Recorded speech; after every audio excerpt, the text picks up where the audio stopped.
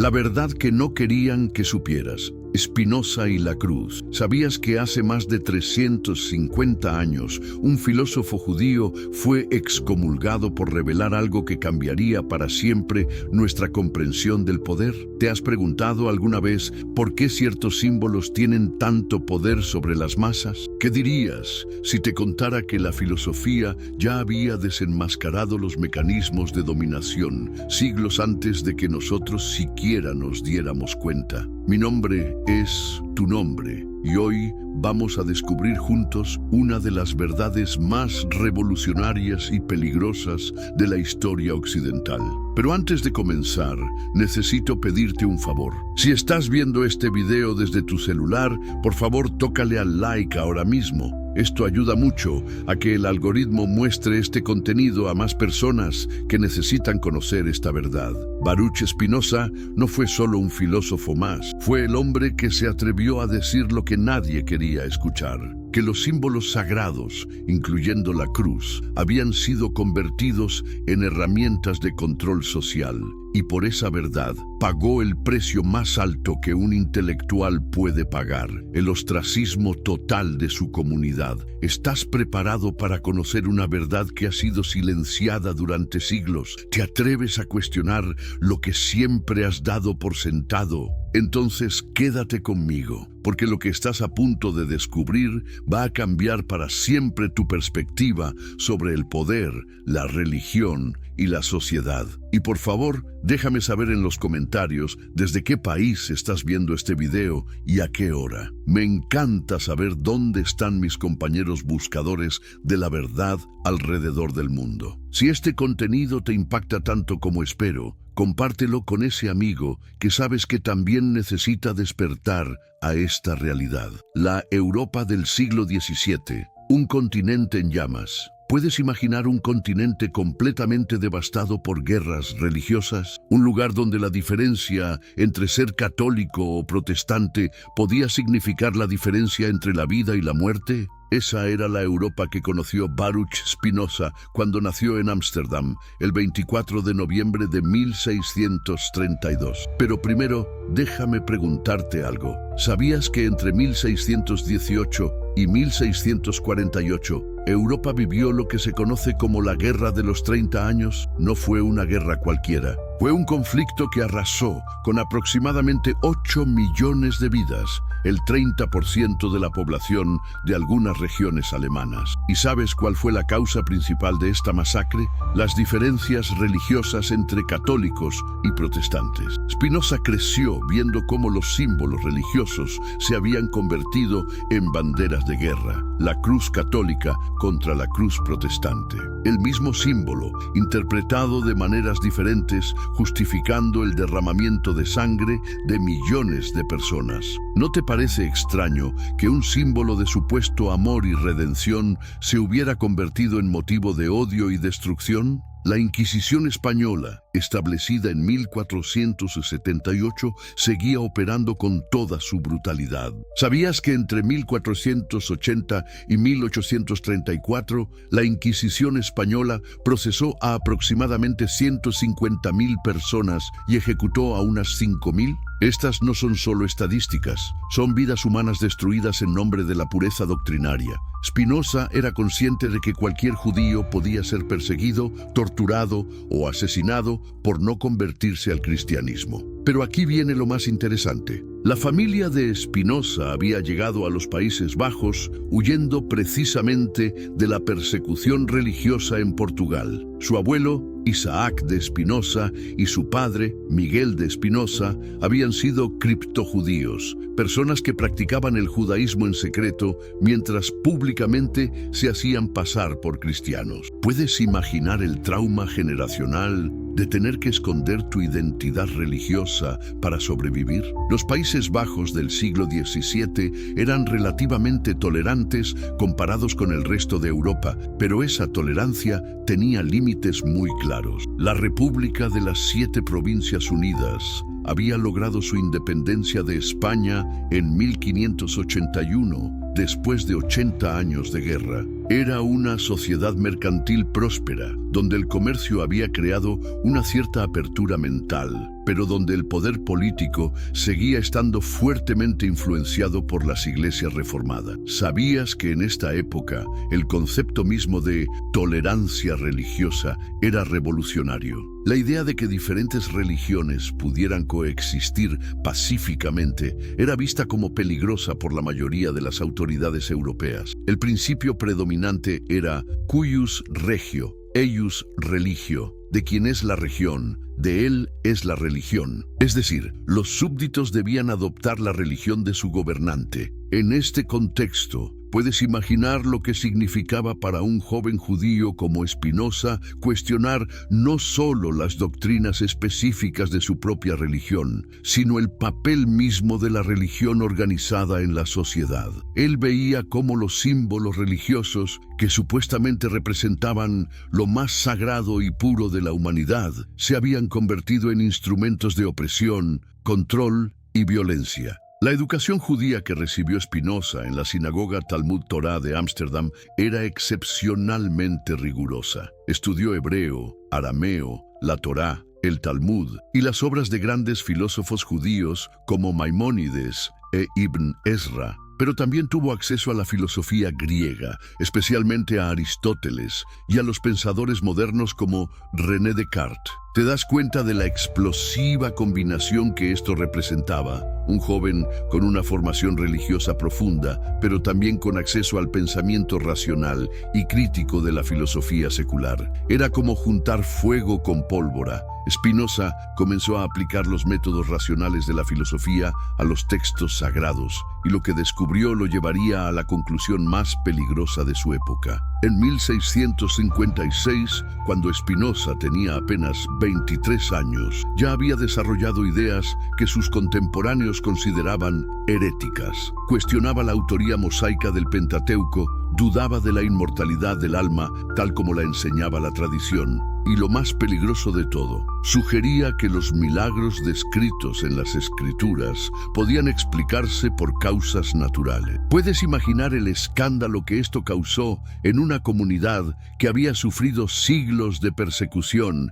y que veía en la ortodoxia religiosa su única forma de preservar su identidad? Para los líderes de la comunidad judía de Ámsterdam, las ideas de Spinoza no eran solo herejía, eran una amenaza existencial.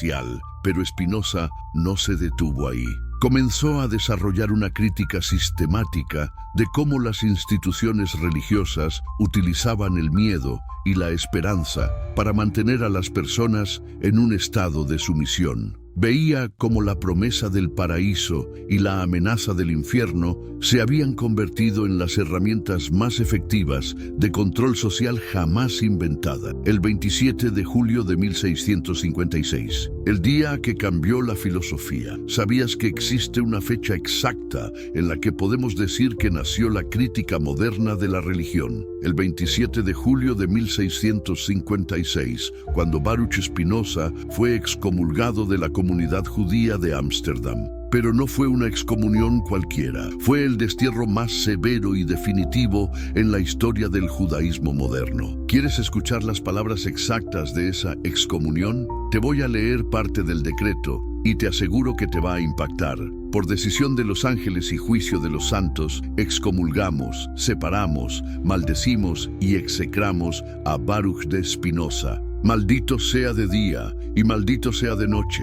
Maldito sea cuando se acueste, y maldito sea cuando se levante, maldito sea cuando salga, y maldito sea cuando regrese. ¿Puedes imaginar la brutalidad emocional de estas palabras? Pero continúa. Nadie debe comunicarse con él oralmente o por escrito. Nadie debe hacerle ningún favor. Nadie debe permanecer bajo el mismo techo que él. Nadie debe acercarse a menos de 4 codos de él. Y nadie debe leer nada escrito o compuesto por él. ¿Te das cuenta de lo que esto significaba? No era solo una expulsión religiosa, era una muerte social completa. Spinoza, a los 23 años, se quedó completamente solo en el mundo. Su familia tuvo que rechazarlo. Sus amigos de la infancia no podían ni siquiera acercarse a él, y toda la comunidad que había sido su mundo desde el nacimiento le dio la espalda para siempre. Pero aquí viene lo más fascinante. ¿Sabes cuáles fueron exactamente las horribles herejías y abominables actos que supuestamente había cometido Spinoza? El decreto nunca las especifica. Esto no fue casualidad. Los líderes de la comunidad sabían que si describían públicamente las ideas de Spinoza, otros podrían encontrarlas convincentes. ¿Qué había dicho Spinoza que resultaba tan peligroso? Según los testimonios de la época, había sugerido que la Torá no fue escrita por Moisés, que el alma no es inmortal en el sentido tradicional, que los ángeles no existen como seres separados, y lo más escandaloso de todo, que Dios y la naturaleza podrían ser la misma cosa. Pero déjame contarte algo que pocos saben. La excomunión de Spinoza no fue un acto espontáneo de indignación religiosa. Fue una decisión política calculada. La comunidad judía de Ámsterdam vivía en una situación extremadamente precaria. Eran tolerados por las autoridades cristianas, pero esa tolerancia dependía de que mantuvieran un perfil bajo y no causaran escándalos. ¿Sabías que solo 2 años antes de la excomunión de Spinoza, en 1654, la comunidad judía había tenido problemas serios con las autoridades por las actividades comerciales de algunos de sus miembros? Los líderes comunitarios sabían que cualquier controversia religiosa podría ser usada como pretexto para expulsar a todos los judíos de los Países Bajos. Entonces, ¿qué hicieron? Sacrificaron a Spinoza para proteger a la comunidad. Fue una decisión brutal, pero pragmática. Prefirieron destruir la vida de un joven brillante antes que arriesgar la seguridad de toda la comunidad. ¿No te parece una ironía terrible que las víctimas de la intolerancia religiosa se convirtieran a su vez en victimarios? Pero aquí está lo que los líderes comunitarios no pudieron prever. Al excomulgar a Spinoza, no silenciaron sus ideas, las liberaron. Antes de la excomunión, Spinoza estaba limitado por las expectativas y restricciones de su comunidad. Después de la excomunión, no tenía nada que perder. Podía pensar con total libertad. ¿Sabes qué hizo Spinoza inmediatamente después de su excomunión? En lugar de buscar refugio en otra comunidad religiosa, como hacían la mayoría de los excomulgados, decidió vivir como un intelectual completamente independiente. Cambió su nombre de Baruch, bendito en hebreo, a Benedictus, bendito en latín, pero mantuvo su identidad judía como un acto de desafío silencioso. Se instaló en una pequeña casa en Ravensburg, un pueblo cerca de Leiden, donde comenzó a escribir sus obras más importantes. Vivía de manera extremadamente modesta, puliendo lentes para microscopios y telescopios para ganarse la vida. ¿Puedes imaginar la ironía? El hombre que estaba desarrollando las ideas más revolucionarias de su época vivía en pobreza casi absoluta, trabajando con sus manos para sobrevivir. Pero esta pobreza material se convirtió en riqueza intelectual. Sin las presiones sociales y familiares, sin la necesidad de complacer a ninguna autoridad religiosa o política, Spinoza pudo desarrollar un sistema filosófico completamente original. Su excomunión, que había sido diseñada para silenciarlo, se convirtió en la condición de posibilidad de su genio. ¿Sabías que Spinoza nunca trató de que revocaran su excomunión? Nunca pidió perdón, nunca se retractó de sus ideas, nunca buscó reconciliarse con la comunidad que lo había rechazado. Esto era extraordinario para la época. La mayoría de los excomulgados eventualmente se sometían y pedían ser readmitidos. Spinoza eligió la libertad intelectual por encima de la aceptación social. Y aquí viene algo que me parece increíble. Después de su excomunión, Spinoza se convirtió en uno de los pensadores más influyentes de la historia occidental. Sus ideas sobre la separación entre Iglesia y Estado, sobre la libertad de pensamiento, sobre la crítica racional de la religión, se convirtieron en los fundamentos del mundo moderno. ¿No es irónico que al tratar de silenciarlo, Sus perseguidores lo inmortalizaron. La filosofía política revolucionaria de Spinoza. Ahora viene la parte verdaderamente explosiva de la historia. ¿Sabías que Spinoza desarrolló una teoría política tan radical que incluso hoy en día sus ideas siguen siendo controversiales? ¿Te has preguntado alguna vez cómo es posible que un simple símbolo religioso pueda tener tanto poder sobre millones de personas? Spinoza no solo se hizo esta pregunta, la respondió con una precisión quirúrgica que aterrorizó a las autoridades de su época. ¿Qué diferencia hay entre el poder legítimo y la dominación?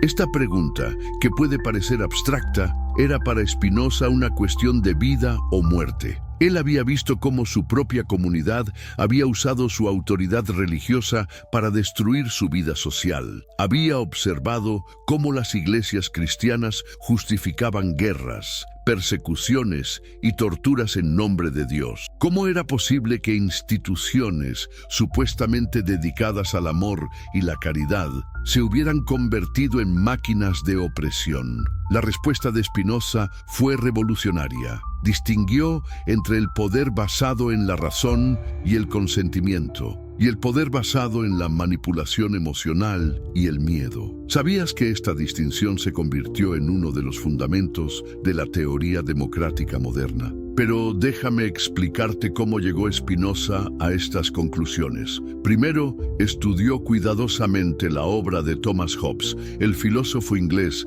que había desarrollado la teoría del contrato social. Hobbes argumentaba que los seres humanos, por naturaleza, vivían en un estado de guerra de todos contra todos y que para escapar de esta situación habían entregado todo su poder a un soberano absoluto.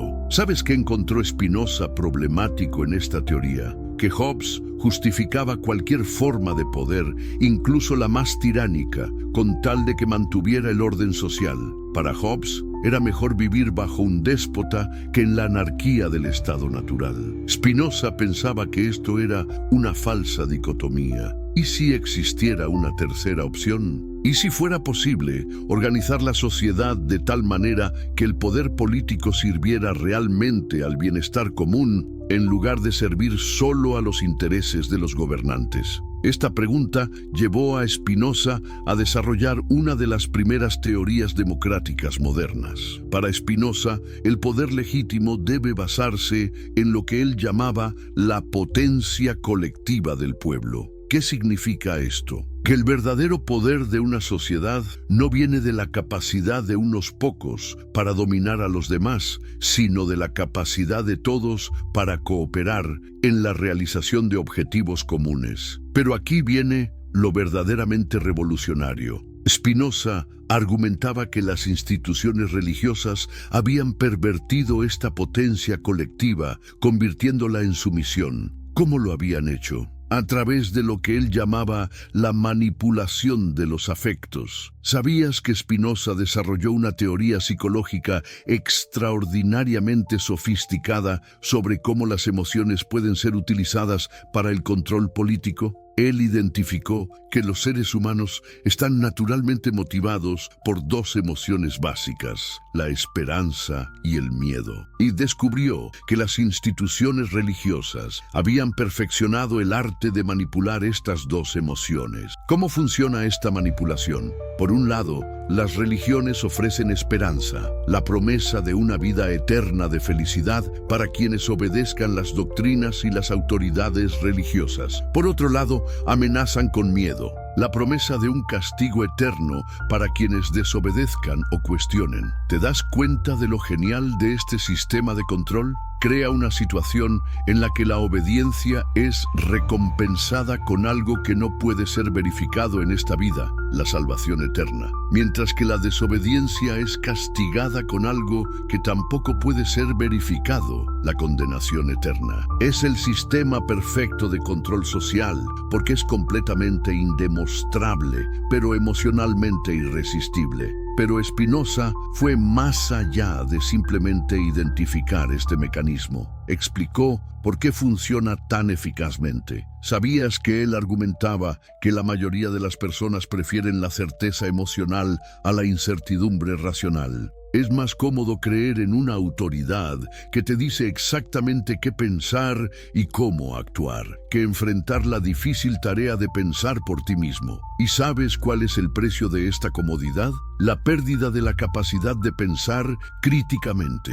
Las personas que se acostumbran a aceptar verdades sin cuestionarlas se vuelven incapaces de distinguir entre verdades reales y manipulaciones emocionales. Se convierten en lo que Spinoza llamaba esclavos voluntarios. Aquí viene algo que me parece fascinante. Spinoza predijo que esta esclavitud voluntaria no se limitaría a la religión. Argumentó que cualquier sistema de poder podría utilizar los mismos mecanismos de manipulación emocional. ¿No te parece que tenía razón? ¿Cuántos sistemas políticos modernos no utilizan exactamente las mismas técnicas? Promesas de un futuro glorioso para quienes obedezcan, amenazas de catástrofe para quienes cuestionen. Pero la parte más radical de la teoría política de Spinoza era su propuesta de solución. ¿Cómo se puede escapar de esta esclavitud voluntaria? Su respuesta era simple pero revolucionaria. A través de la educación y la libertad de pensamiento. ¿Sabías que Spinoza fue uno de los primeros filósofos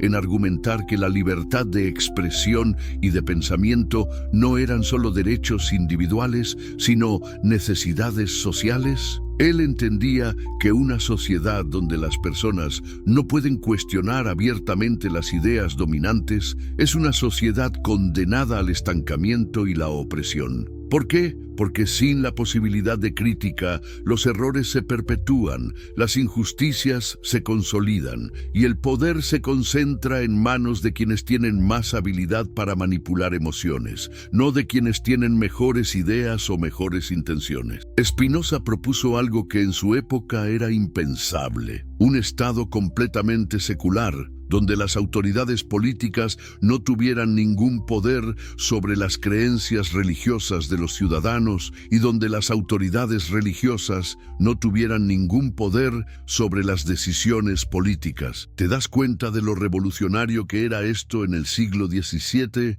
Pero no se trataba solo de separar Iglesia y Estado. Spinoza argumentaba que era necesario separar cualquier forma de autoridad emocional del poder político racional. El Estado debería basarse en la razón y el diálogo, no en la fe y la obediencia ciega. ¿Y sabes qué era lo más peligroso de esta propuesta? Que implicaba que los símbolos religiosos, incluyendo la cruz, no deberían tener ningún poder político. Deberían ser respetados como expresiones de fe personal, pero no deberían ser utilizados para justificar decisiones que afectan a toda la sociedad. ¿Puedes imaginar lo que esto significaba para las autoridades de la época? Significaba el fin de su poder tal como lo conocían. Ya no podrían utilizar la autoridad divina para justificar sus decisiones terrenales. Tendrían que convencer a los ciudadanos con argumentos racionales, no con amenazas de condenación eterna. La cruz como símbolo de poder, la crítica más peligrosa. Ahora llegamos al corazón de la revolución intelectual de Spinoza. ¿Te has preguntado alguna vez por qué un instrumento de tortura se convirtió en el símbolo más venerado del mundo occidental? ¿Cómo es posible que la cruz, que en el Imperio Romano era sinónimo de la muerte más humillante y dolorosa, se transformara en un objeto de adoración para millones de personas? Spinoza se hizo exactamente estas preguntas, y sus respuestas fueron tan peligrosas que incluso hoy en día muchas personas se resisten a aceptarlas. ¿Estás preparado para escuchar una perspectiva que podría cambiar para siempre tu comprensión de cómo funciona realmente el poder simbólico? ¿Sabías que en los primeros siglos del cristianismo, la cruz no era el símbolo principal de esta religión? Los primeros cristianos utilizaban el pez, ichthys, como su símbolo secreto de reconocimiento. La cruz solo se convirtió en el símbolo dominante después de que el emperador Constantino legalizara el cristianismo en el año 313 d.C. ¿No te parece sospechoso que el símbolo principal del cristianismo cambiara precisamente cuando esta religión se alió con el poder político? Spinoza argumentaba que esta transformación no fue casualidad. La cruz se convirtió convirtió en el símbolo perfecto para una religión que quería ejercer poder político porque combinaba dos elementos psicológicamente muy poderosos: el sufrimiento y la redención. ¿Cómo funciona esta combinación? Por un lado, la cruz recuerda constantemente a los creyentes que su Salvador sufrió la muerte más terrible por ellos. Esto genera un sentimiento profundo de culpa y deuda. ¿Cómo puedes rebelarte contra una autoridad que sacrificó todo por ti? Por otro lado, la cruz promete que este sufrimiento tiene un propósito redentor. Si aceptas el sufrimiento, si te sometes, serás salvado. ¿Te das cuenta de lo perfecto que es este mecanismo psicológico para el control social?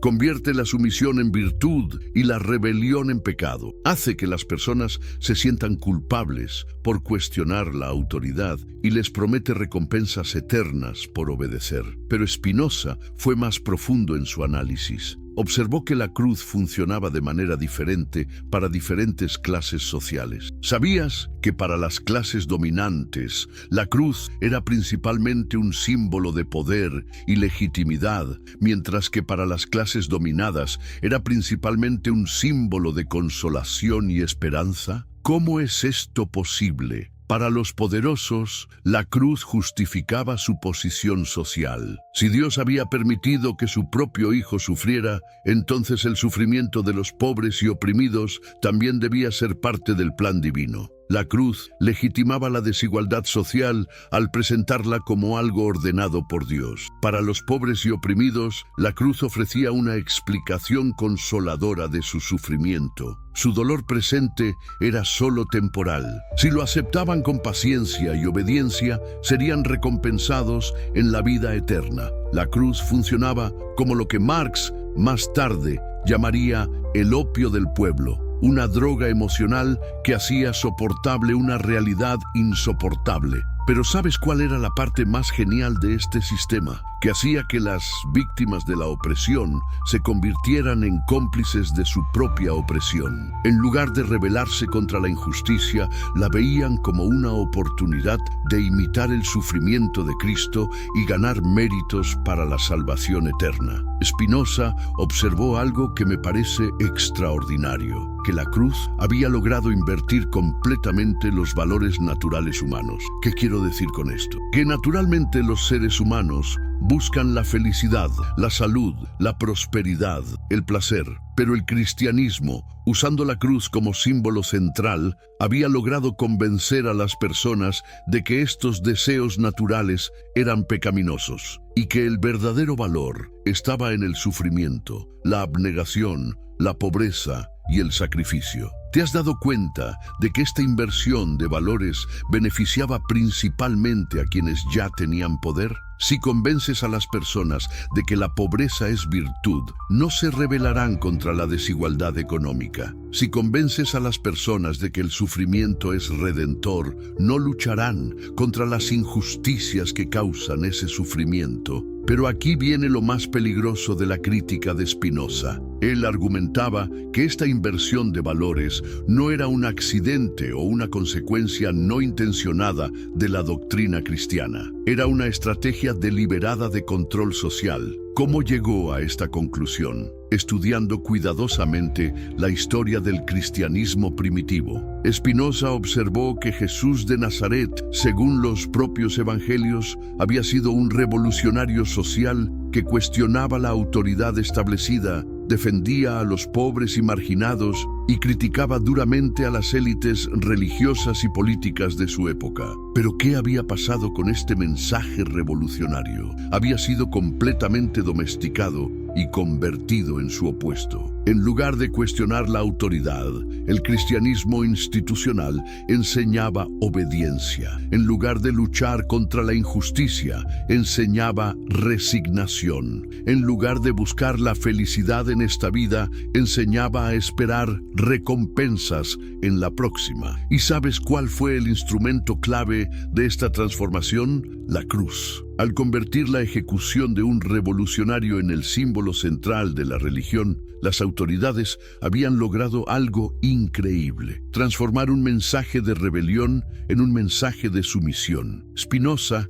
argumentaba que esto no había sido casualidad. Las élites romanas que adoptaron el cristianismo en el siglo IV entendieron perfectamente el potencial de esta religión como herramienta de control social. Pero para que funcionara, tenían que eliminar sus elementos revolucionarios y enfatizar sus elementos de sumisión. ¿Y sabes cómo hicieron esto? A través de lo que Spinoza llamaba la teología política, la fusión de conceptos religiosos con estructuras de poder político. La cruz se convirtió en el símbolo perfecto de esta fusión porque combinaba autoridad divina con sumisión terrenal. Pero déjame contarte algo que me parece fascinante. Spinoza no atacaba la figura histórica de Jesús, ni siquiera las enseñanzas originales del cristianismo primitivo. Lo que criticaba era la instrumentalización posterior de estas enseñanzas para fines de dominación política. ¿Cuál era la diferencia? Spinoza distinguía entre la religión como experiencia espiritual personal y la religión como institución de poder social. La primera podía ser liberadora, la segunda era inevitablemente opresiva. ¿Y sabes por qué era inevitable que la religión institucional se volviera opresiva? Porque cualquier institución que reclame autoridad divina está por definición más allá de la crítica racional.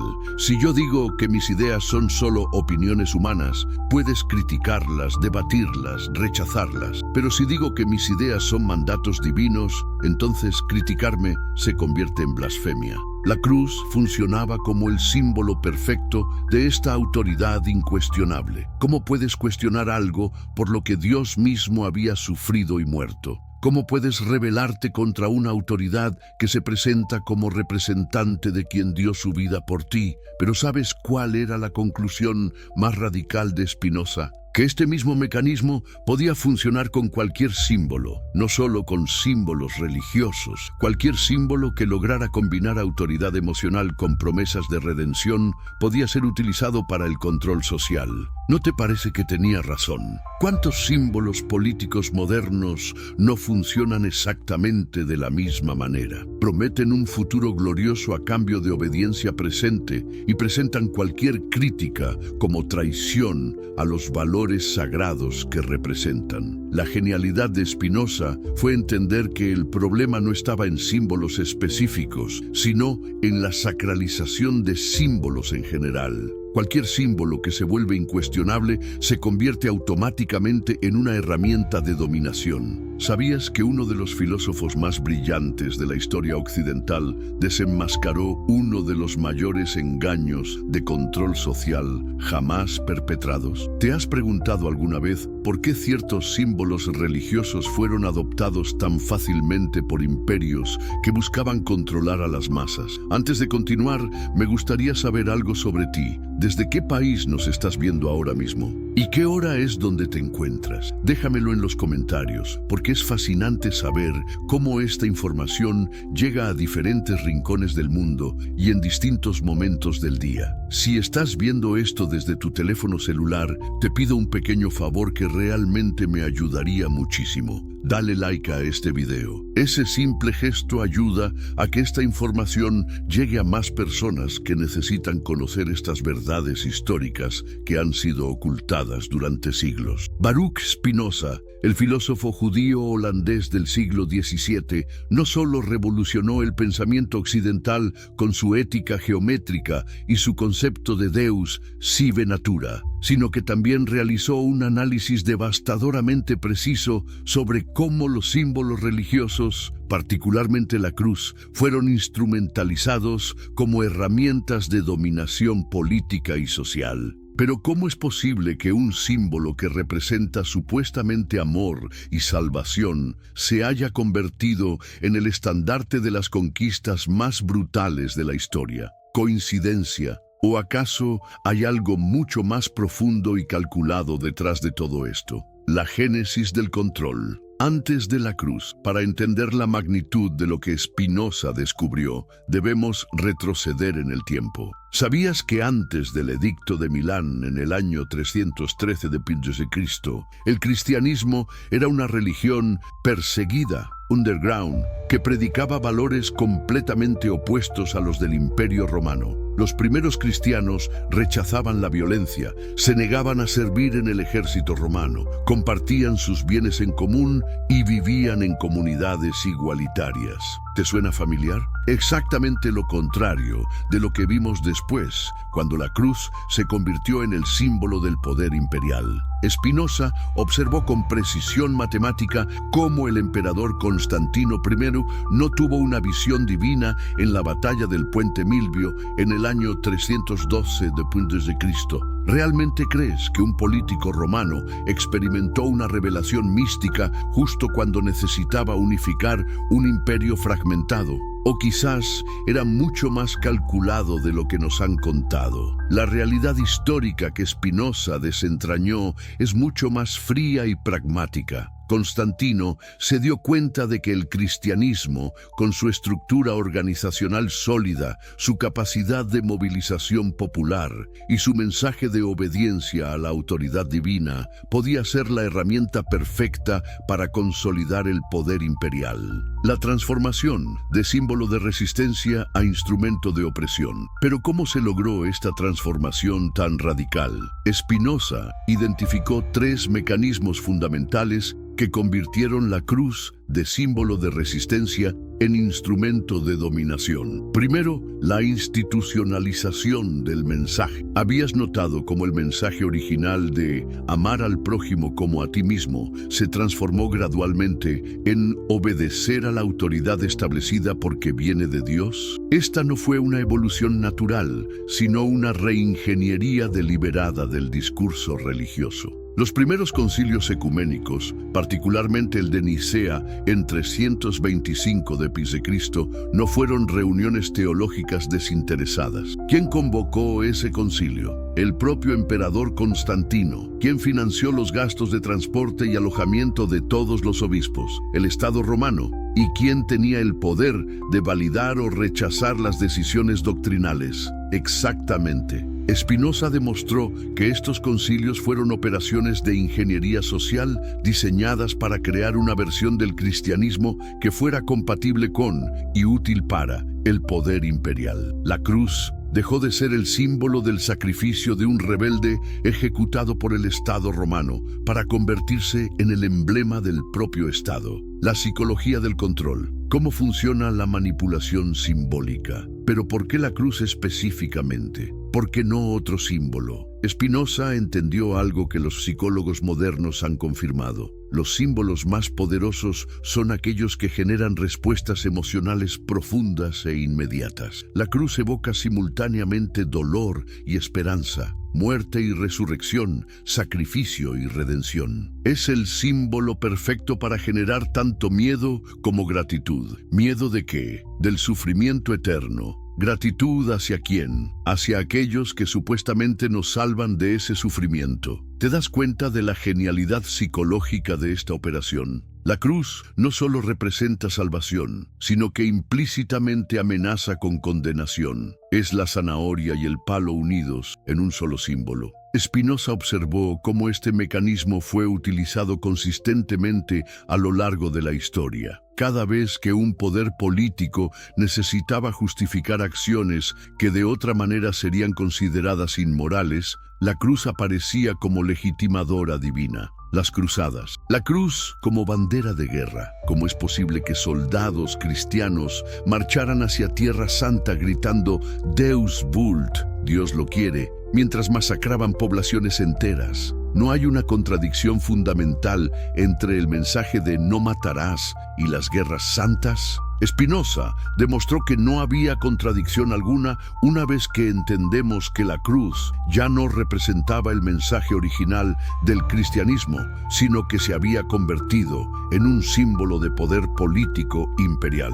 Durante las cruzadas, iniciadas en 1095 por el Papa Urbano II, La cruz se convirtió literalmente en el estandarte de guerra. Los cruzados cosían cruces en sus ropas y las grababan en sus escudos. Pero ¿qué tipo de cristianismo era este que promovía la violencia masiva? La respuesta de Spinoza fue contundente. No era cristianismo en absoluto, sino imperialismo romano disfrazado de religión. La cruz había sido completamente vaciada de su contenido original y rellenada con ideología de dominación. ¿Y sabes qué es lo más revelador de todo esto? Que las cruzadas no fueron solo guerras contra los musulmanes, también fueron guerras contra cristianos orientales, contra cátaros, contra cualquier grupo que cuestionara la autoridad de Roma. La cruz se había convertido en el símbolo de la ortodoxia imperial, no de la fe cristiana. La conquista de América, la cruz y la espada. Pero quizás el ejemplo más claro de lo que Spinoza denunciaba lo encontramos en la conquista de América. ¿Cómo es posible que conquistadores que llevaban la cruz en sus estandartes perpetraran algunos de los genocidios más brutales de la historia humana? Hernán Cortés no llegó a México solo con soldados y armas, llegó también con sacerdotes y cruces. ¿Casualidad? Spinoza habría dicho que no. La cruz era tan importante como la espada, porque proporcionaba la justificación ideológica para la dominación. ¿Te has preguntado alguna vez cómo los conquistadores justificaban moralmente la esclavización y exterminio de poblaciones enteras? La respuesta está en la perversión simbólica que Spinoza identificó. Estos pueblos eran paganos que necesitaban ser salvados por la cruz. Su resistencia no era legítima defensa, sino rebeldía contra Dios. Francisco Pizarro destruyó el imperio inca llevando una cruz en una mano y una espada en la otra. No era hipocresía, era la aplicación lógica de un símbolo que había sido transformado en herramienta de dominación imperial. La encomienda, ese sistema brutal de trabajo forzado que esclavizó a millones de indígenas americanos, no fue presentada como explotación económica, sino como misión cristianizadora. ¿Ves la operación simbólica? La cruz legitimaba la explotación presentándola como salvación. La Inquisición, la cruz como instrumento de terror. Pero si quieres ver la perversión más completa del símbolo cristiano, no hay mejor ejemplo que la Inquisición. ¿Cómo es posible que una institución que llevaba cruces grabadas en todos sus edificios, documentos y vestimentas, se dedicara sistemáticamente a la tortura y el asesinato? Spinoza entendió que la Inquisición no fue una aberración del cristianismo, sino la consecuencia lógica de la transformación de la cruz en instrumento de control político. Cuando un símbolo religioso se convierte en herramienta de poder estatal, la violencia es inevitable. Los inquisidores no veían contradicción alguna entre sus cruces y sus instrumentos de tortura. Para ellos, torturar herejes era un acto de amor cristiano que salvaba almas de la condenación eterna. ¿Te das cuenta de la perversión psicológica? La cruz había sido tan vaciada de su contenido original que podía justificar exactamente lo contrario de lo que supuestamente representaba. ¿Y sabes cuál era el crimen más común procesado por la Inquisición? No la herejía teológica, sino la disidencia política. Cuestionar la autoridad del rey o del papa era automáticamente considerado herejía. La cruz se había convertido en el símbolo de la ortodoxia política tanto como religiosa. La colonización africana, la cruz y las cadenas. La perversión del símbolo cristiano alcanzó quizás su punto más bajo en la justificación de la esclavitud africana. ¿Cómo pudieron cristianos europeos que adoraban bajo el símbolo de la cruz justificar la captura, transporte y esclavización de millones de seres humanos africanos? La respuesta está en la transformación que Spinoza identificó. La cruz ya no representaba la dignidad universal del ser humano creado a imagen de Dios, sino la superioridad de la civilización cristiana sobre los pueblos paganos. Los barcos negreros llevaban nombres como Jesús de Lübeck o Buen Jesús. ¿Blasfemia? No. Lógica perfecta una vez que entendemos que la cruz se había convertido en símbolo de dominación imperial. Estos barcos no transportaban esclavos, transportaban almas que serían salvadas por el cristianismo. Las plantaciones americanas tenían capillas con cruces donde los esclavos africanos eran forzados a adorar el mismo símbolo bajo el cual habían sido esclavizados. ¿Puedes imaginar la violencia psicológica de esta operación? La cruz se había convertido en el símbolo de su opresión presentado como símbolo de su salvación. El análisis filosófico de Spinoza, la razón contra la superstición. Pero ¿cómo llegó Spinoza a estas conclusiones tan radicales? Su método filosófico, basado en la geometría euclidiana, le permitió analizar los fenómenos religiosos con la misma precisión que un matemático analiza un teorema. Para Spinoza, la verdadera religión no necesita símbolos externos para validarse. ¿Por qué? Porque la verdad es evidente por sí misma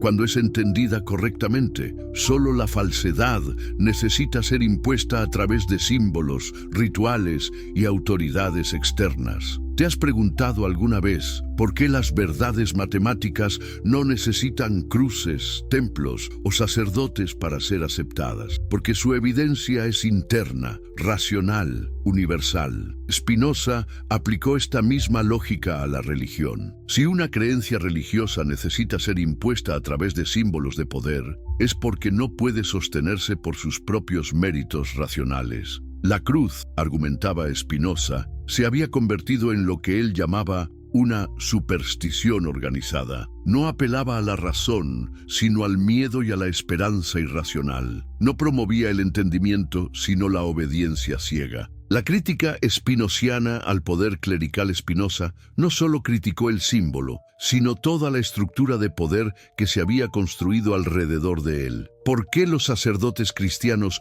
vivían como príncipes mientras predicaban pobreza? ¿Por qué las iglesias acumulaban riquezas inmensas mientras sus feligreses permanecían en la miseria? La respuesta estaba en la transformación de la cruz de símbolo espiritual en instrumento de poder económico. Las indulgencias, esas compras de perdón divino que financiaron la construcción de la Basílica de San Pedro, no son la demostración más clara de cómo un símbolo espiritual puede ser monetizado. ¿Te imaginas a Jesús de Nazaret vendiendo perdones divinos para financiar construcciones monumentales? La contradicción es tan evidente que solo puede ser sostenida a través de la manipulación simbólica que Spinoza denunció. Los papas del Renacimiento, como Alejandro VI o Julio II, vivían como emperadores romanos mientras llevaban cruces de oro. No había contradicción para ellos, porque la cruz ya no representaba humildad y servicio, sino poder y dominio. La resistencia histórica. Quienes vieron la verdad. ¿Pero acaso Spinoza fue el único en darse cuenta de esta perversión? Por supuesto que no. A lo largo de la historia, hubo movimientos y pensadores que cuestionaron la instrumentalización de la cruz. Los cátaros del siglo XII rechazaron explícitamente la cruz como símbolo cristiano auténtico. ¿Y qué les pasó? Fueron exterminados en la cruzada albigense. ¿Por quién? Por cruzados que llevaban cruces en sus estandartes, los valdenses, los husitas, los anabaptistas. Todos estos movimientos cristianos disidentes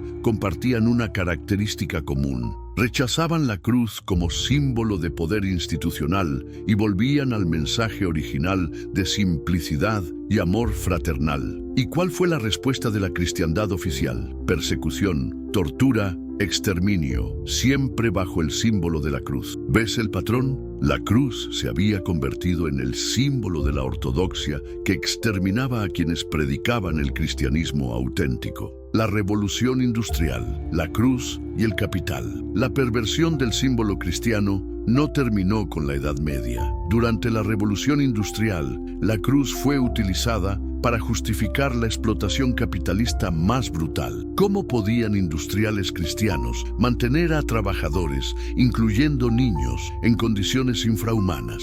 La respuesta está en la transformación que Spinoza identificó. La cruz ya no representaba justicia social, sino resignación ante la voluntad divina. Los pobres debían aceptar su pobreza como prueba espiritual, mientras los ricos interpretaban su riqueza como bendición divina. Las fábricas textiles de Manchester, donde niños de 6 años trabajaban 14 horas diarias, tenían capillas con cruces donde estos mismos niños eran obligados a agradecer a Dios por su oportunidad de trabajo. ¿Puedes ver la operación psicológica? La cruz legitimaba la explotación presentándola como oportunidad de crecimiento espiritual. Los magnates industriales como Andrew Carnegie construían iglesias mientras pagaban salarios de hambre. No era hipocresía, era la aplicación lógica de un símbolo que había sido vaciado de contenido social y rellenado con ideología de dominación económica. El colonialismo moderno. La cruz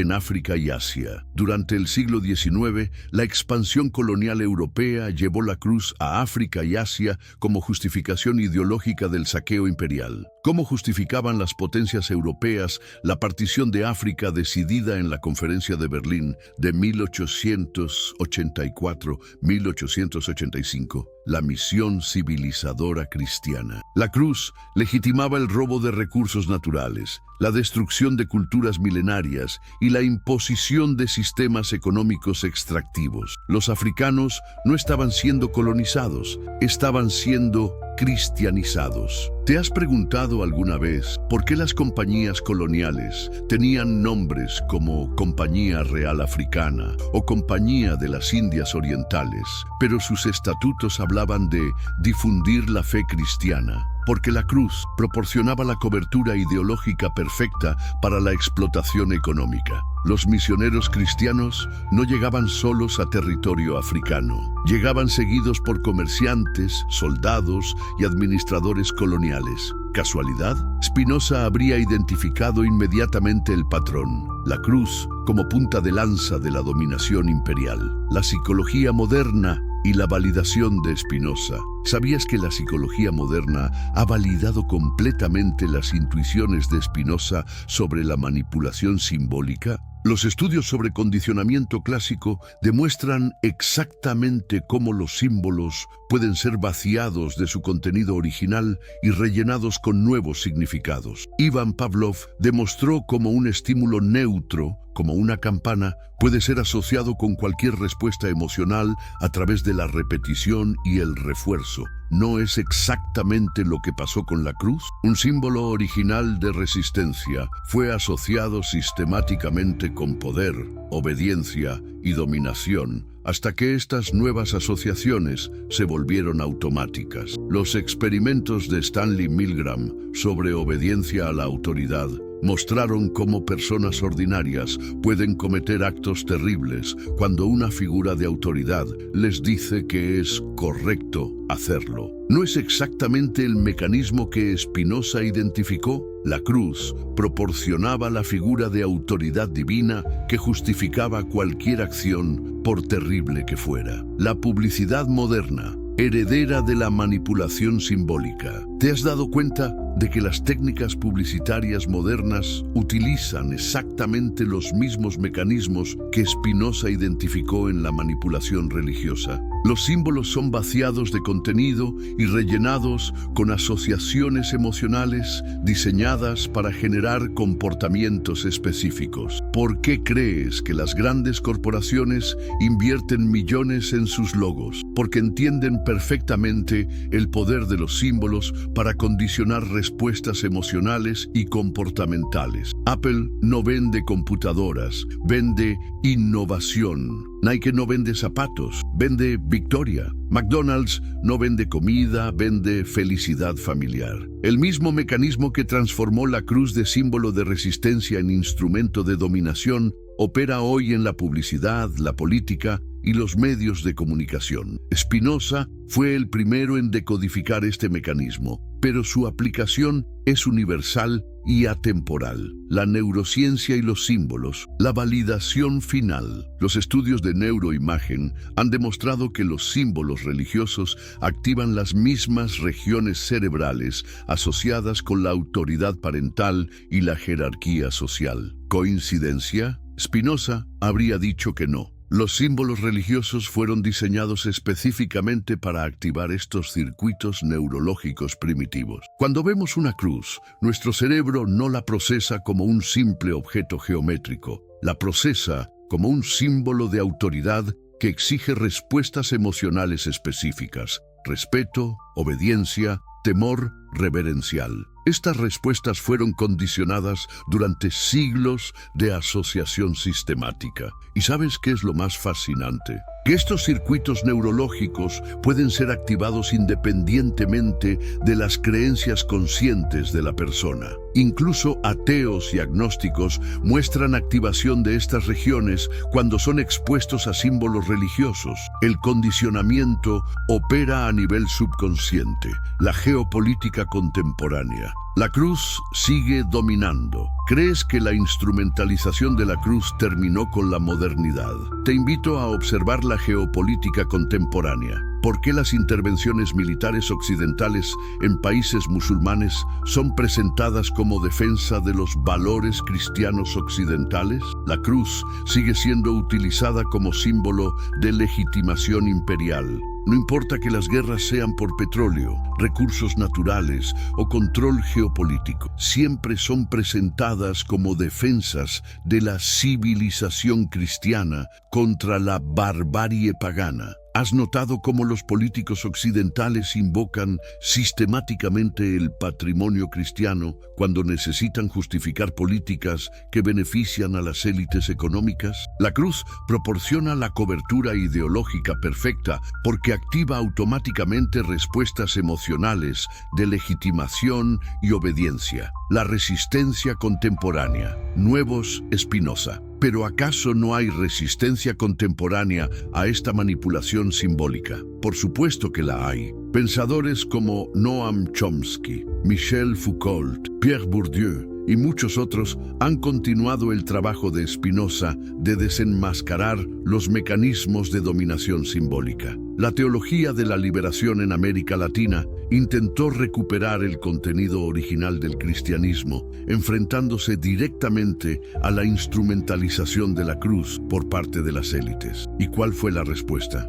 Persecución, asesinatos, represión, siempre por regímenes que se proclamaban defensores de la fe cristiana. Figuras como Leonardo Boff, Gustavo Gutiérrez, John Sobrino y muchos otros han demostrado que es posible recuperar el mensaje original del cristianismo, pero solo rechazando explícitamente la cruz como símbolo de poder institucional. El análisis económico. La cruz como marca comercial. ¿Sabías que la Iglesia Católica es una de las organizaciones más ricas del mundo y que esta riqueza fue acumulada precisamente utilizando la cruz como marca comercial que garantizaba credibilidad y obediencia? El Banco del Vaticano, oficialmente llamado Instituto para las Obras de Religión, maneja activos por decenas de miles de millones de dólares. ¿Cómo se justifica esta acumulación de riqueza bajo el símbolo de quien dijo: es más fácil que un camello pase por el ojo de una aguja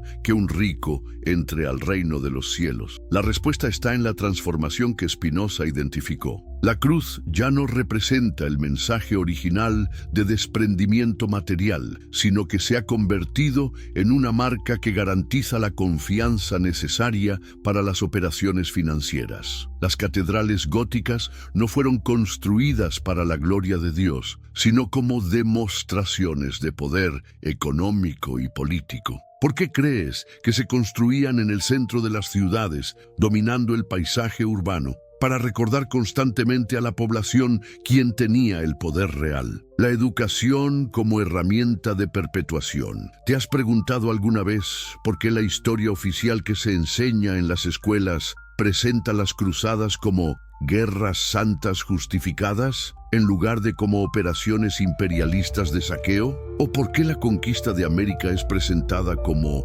evangelización en lugar de como genocidio? La respuesta está en que el sistema educativo fue diseñado para perpetuar exactamente la manipulación simbólica que Spinoza denunció. Las nuevas generaciones son condicionadas desde la infancia para asociar automáticamente la cruz con conceptos positivos, independientemente de la evidencia histórica. ¿Has notado cómo en las películas hollywoodenses los buenos siempre llevan cruces, mientras que los malos son presentados como paganos o ateos? Esta no es casualidad, es programación sistemática diseñada para reforzar las asociaciones simbólicas que mantienen el sistema de dominación. La alternativa spinociana, razón sobre superstición. ¿Cuál era entonces la propuesta de Spinoza? No la destrucción de la espiritualidad, sino su liberación de la manipulación simbólica. Para Spinoza, la verdadera religión no necesita símbolos externos porque se basa en la comprensión racional de la naturaleza y en el amor desinteresado hacia todos los seres. ¿Te das cuenta de la radicalidad de esta propuesta? Spinoza no estaba atacando a Dios, estaba defendiendo a Dios, de quienes lo habían instrumentalizado para fines de dominación política y económica. La cruz, argumentaba Spinoza, había sido convertida en un ídolo en el sentido más literal de la palabra, un objeto material que había reemplazado a la divinidad que supuestamente representaba. El verdadero pecado no era cuestionar la cruz, sino adorarla en lugar de buscar la verdad. La relevancia contemporánea. ¿Qué podemos aprender? ¿Qué podemos aprender hoy de la crítica spinociana? Primero, que debemos ser extremadamente cautelosos con cualquier símbolo que exija obediencia incondicional. Segundo, que debemos analizar siempre quién se beneficia del poder simbólico de cualquier institución. ¿Te has preguntado alguna vez por qué ciertos símbolos son promovidos masivamente mientras otros son censurados o ridiculizados? La respuesta está en que los símbolos dominantes siempre sirven a los intereses de quienes tienen el poder real. El análisis de Spinoza nos enseña a distinguir entre el contenido auténtico de cualquier mensaje espiritual o filosófico y su instrumentalización por parte de estructuras de poder. Esta distinción es crucial en una época donde la manipulación simbólica ha alcanzado niveles de sofisticación sin precedentes. La liberación del pensamiento. Más allá de los símbolos, la propuesta final de Spinoza era liberarnos de la necesidad de símbolos externos para acceder a la verdad. ¿Por qué necesitamos que alguien más nos diga qué pensar o qué creer? ¿Por qué no podemos acceder directamente a la verdad a través de la razón y la experiencia? Esta no es una propuesta ateísta, sino profundamente espiritual. Spinoza creía que cada ser humano tiene acceso directo a la divinidad a través de la razón y el amor. No necesitamos intermediarios, símbolos o instituciones que nos conecten con lo divino. ¿Te imaginas un mundo donde las personas buscaran la verdad por sí mismas en lugar de aceptar ciegamente lo que les dicen las autoridades simbólicas? Un mundo donde la espiritualidad fuera una experiencia personal e intransferible en lugar de una doctrina impuesta desde arriba. El legado de Spinoza, una revolución inconclusa. La crítica de Spinoza a la instrumentalización de los símbolos religiosos sigue siendo tan relevante hoy como hace 350 años. ¿Por qué? Porque los mecanismos de dominación simbólica no han desaparecido, simplemente se han sofisticado. Hoy enfrentamos nuevas formas de manipulación simbólica a través de los medios de comunicación, la publicidad, la propaganda política y las redes sociales. Pero los principios que Spinoza identificó siguen siendo válidos. Cualquier símbolo que exija obediencia incondicional debe ser cuestionado. Cualquier autoridad que prohíba el pensamiento crítico debe ser resistida. Un llamado a la reflexión. Tu papel en esta historia. Antes de terminar, quiero pedirte algo importante. Si este contenido te ha hecho reflexionar, si te ha abierto nuevas perspectivas sobre la historia que creías conocer, te pido que lo compartas con algún amigo o familiar.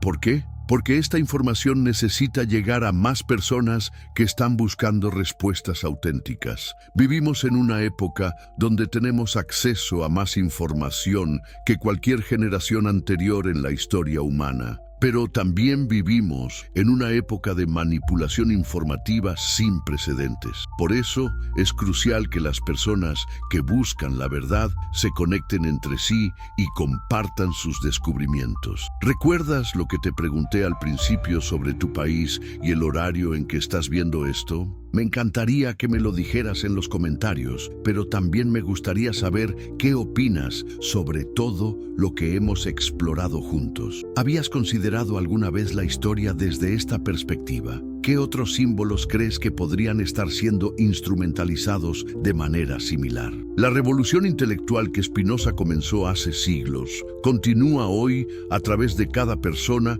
que decide pensar por sí misma en lugar de aceptar ciegamente lo que le dicen las autoridades. Tú puedes ser parte de esa revolución simplemente ejerciendo tu derecho al pensamiento crítico y compartiendo tus descubrimientos con otros.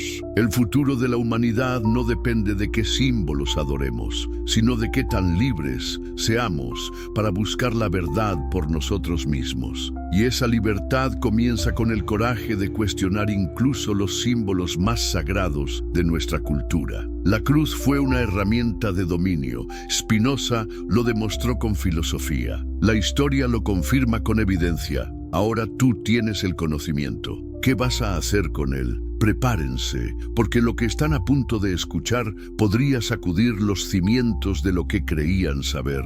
No estamos aquí para susurrarles al oído dulces mentiras, ni para repetir las narrativas cómodas que nos han contado una y otra vez. ¿Acaso no están cansados de la misma canción? Hoy vamos a arrancar el velo, a mirar de frente la maquinaria que durante siglos ha moldeado imperios, justificado conquistas y sometido voluntades. Y en el corazón de esa maquinaria a menudo encontramos símbolos, ideas que despojadas de su ropaje sagrado se revelan como herramientas asombrosamente eficaces. Antes de sumergirnos en estas aguas profundas, turbulentas, pero inmensamente reveladoras, queremos sentir su presencia. Cuéntenos, ¿desde qué país nos están viendo en este preciso instante? Y, si no es mucha indiscreción, ¿qué hora marca el reloj por allá mientras se disponen a acompañarnos en este viaje hacia la verdadera realidad? Es fascinante pensar en todos esos puntos conectados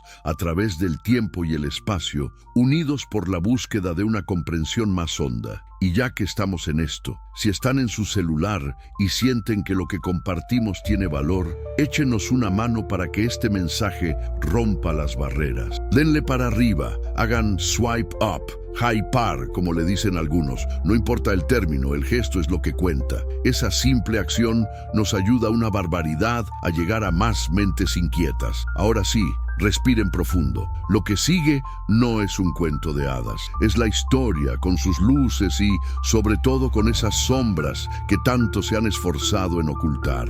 Comencemos nuestro viaje no en el pesebre ni en el sermón del monte, sino en el corazón mismo de un imperio que definió el mundo occidental, Roma. ¿Cómo es posible que una secta minoritaria, perseguida con saña, cuyos seguidores se reunían en catacumbas y cuyo símbolo principal era un instrumento de tortura y ejecución infame, la cruz, llegara a convertirse en la religión oficial del imperio que la vio nacer entre sangre y fuego? ¿Fue acaso un milagro divino, una serie de eventos fortuitos o el resultado de una compleja interacción de factores sociales, políticos y sí, una astuta utilización del poder simbólico? Pensemos en los primeros cristianos. Para ellos, la cruz era sin duda un recordatorio del sacrificio de su líder, un emblema de sufrimiento y redención. Pero para el ciudadano romano promedio, ¿qué representaba? Era el patibulum,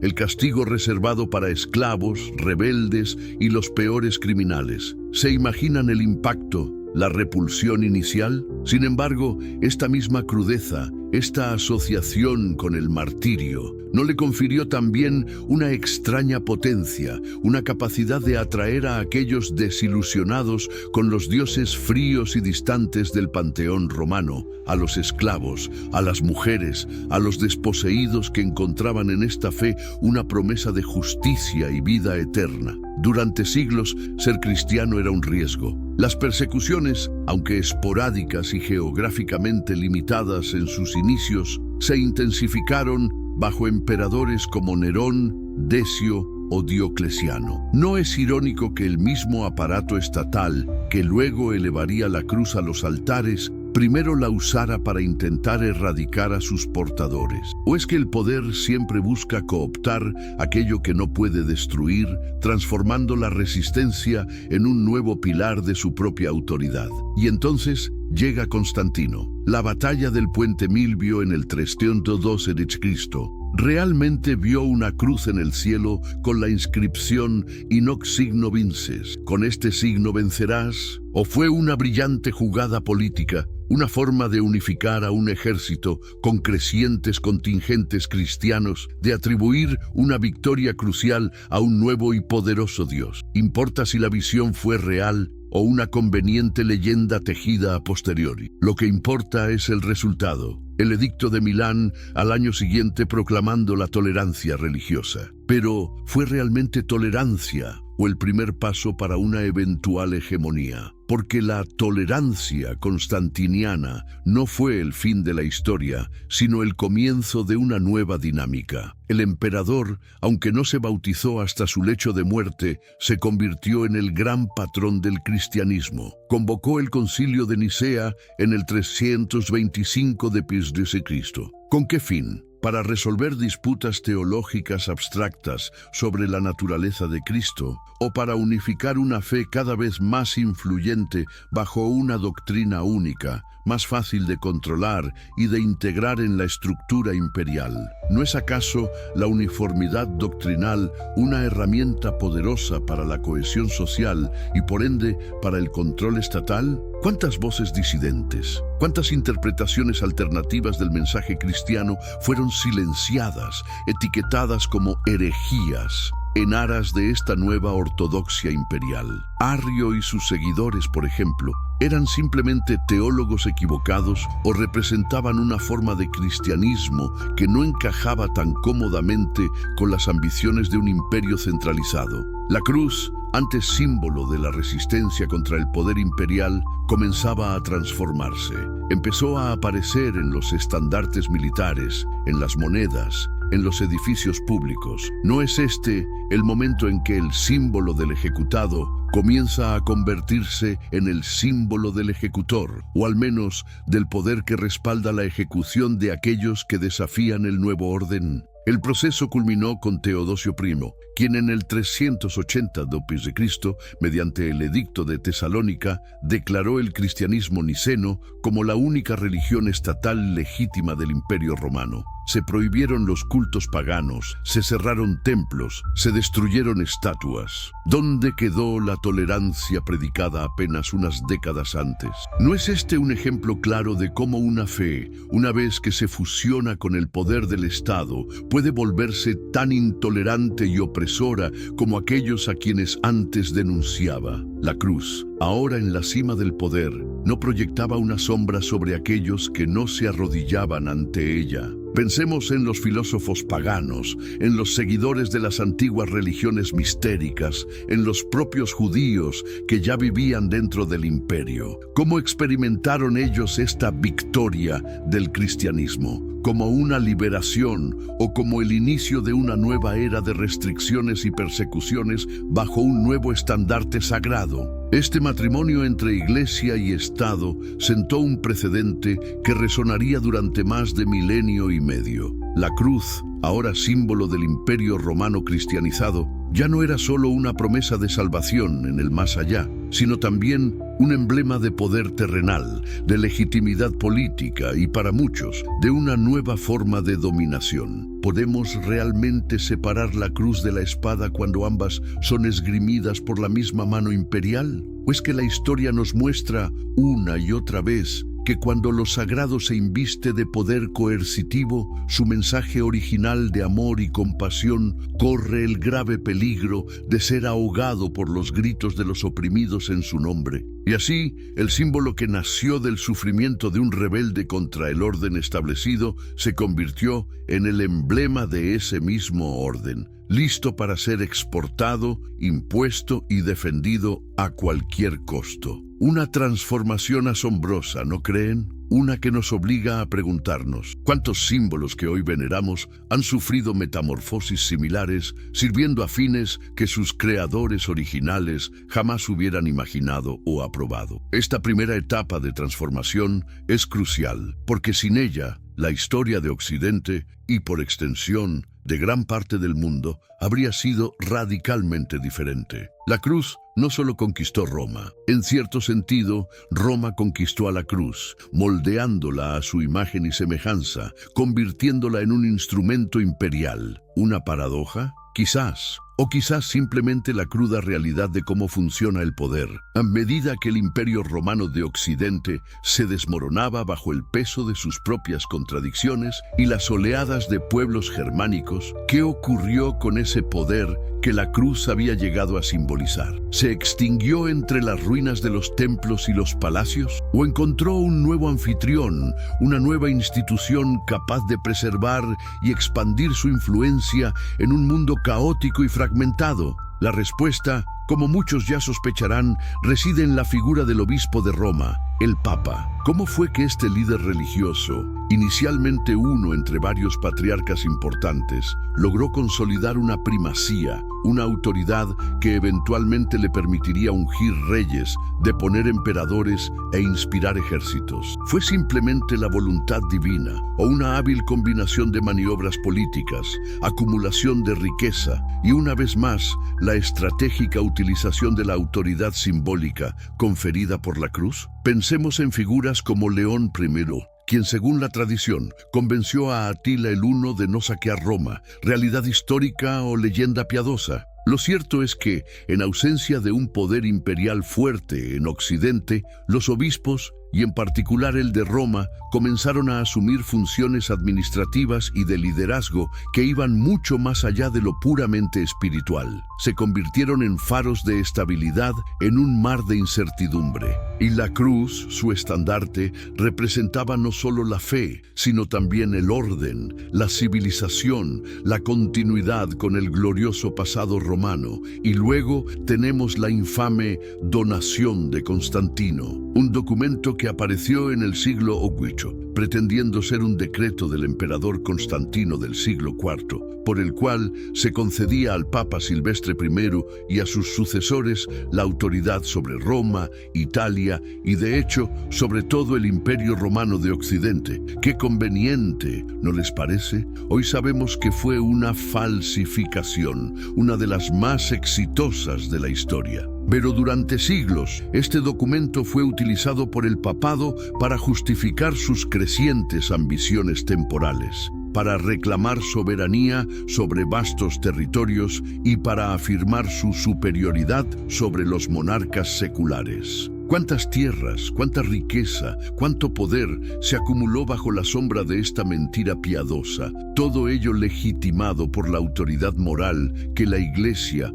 portadora de la cruz, reclamaba para sí. Y este poder no era meramente simbólico, se manifestaba de formas muy concretas. La coronación de Carlomagno por el Papa León III en el año 800. ¿Quién le dio a quién la legitimidad? El Papa al nuevo emperador, ungiéndolo en nombre de Dios, o Carlomagno al Papa, protegiéndolo y reconociendo su autoridad espiritual a cambio de la sanción divina para su propio imperio. ¿No es esta una simbiosis perfecta donde la cruz y la corona se sostienen mutuamente, creando un nuevo orden cristiano en Europa? Un orden donde la disidencia religiosa era también traición política y viceversa. Pensemos en la querella de las investiduras, ese prolongado conflicto entre papas y emperadores del Sacro Imperio Romano Germánico durante los siglos XI y XII. ¿Quién tenía el derecho de nombrar obispos y abades? ¿El poder espiritual o el poder temporal? Parecía una disputa sobre procedimientos eclesiásticos, pero en el fondo no era una lucha descarnada por la supremacía. El Papa Gregorio VII, humillando al emperador Enrique IV en Canosa, haciéndolo esperar descalzo en la nieve durante 3 días para obtener el perdón papal. Puede haber una imagen más poderosa del triunfo de la autoridad eclesiástica, simbolizada por las llaves de San Pedro y la cruz, sobre el poder secular de la espada y la corona. Y esta autoridad no se limitaba a las altas esferas de la política. Se infiltraba en la vida cotidiana de cada cristiano a través de los sacramentos, la confesión, la penitencia, la amenaza de excomunión. ¿Qué terror más grande para un hombre o mujer medieval que ser expulsado de la comunidad de los fieles, ser condenado a la perdición eterna? Todo por la palabra de un sacerdote que actuaba en nombre de una institución encabezada por el vicario de Cristo,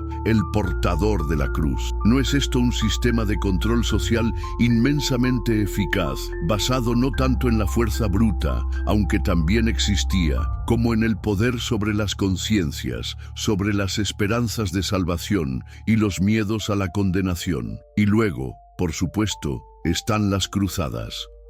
Las cruzadas. Expediciones militares convocadas por los papas con el objetivo declarado de recuperar Tierra Santa de manos de los musulmanes. Miles y miles de hombres, desde reyes y nobles hasta campesinos y siervos, cosiendo cruces de tela en sus ropas, marchando hacia el este al grito de Dios lo quiere, pero realmente lo quería Dios. ¿O lo querían los papas para desviar la violencia endémica de la nobleza europea hacia un enemigo externo, para expandir la influencia de la cristiandad latina, para abrir nuevas rutas comerciales, para consolidar su propio liderazgo sobre reyes y príncipes? Pensemos en el discurso del Papa Urbano II en Clermont en 1095. ¿Qué promesas hizo a aquellos que tomaran la cruz? Remisión de los pecados, gloria terrenal, botín. ¿No es esta una mezcla muy humana de fervor religioso y ambición mundana? Y la cruz, ese símbolo del sacrificio de Cristo por la humanidad, no se convirtió en estas guerras en un estandarte de batalla, en una justificación para la masacre de infieles, musulmanes, judíos e incluso cristianos ortodoxos orientales, como ocurrió en el vergonzoso saqueo de Constantinopla durante la Cuarta Cruzada. ¿Cuánta sangre inocente se derramó en nombre de la cruz? ¿Cuántas atrocidades se cometieron bajo la bendición de aquellos que pretendían ser los representantes del Príncipe de la Paz? La imagen de los cruzados, con la cruz bordada en sus pechos y la espada ensangrentada en sus manos, ¿no es acaso la encarnación de esa peligrosa fusión entre fervor religioso y poder militar? Una fusión que Spinoza, siglos después, tanto se esforzaría en analizar y denunciar como una fuente de tiranía y superstición. No nos obliga a cuestionar la pureza de cualquier empresa que se envuelve en un manto de santidad para justificar la violencia y la conquista.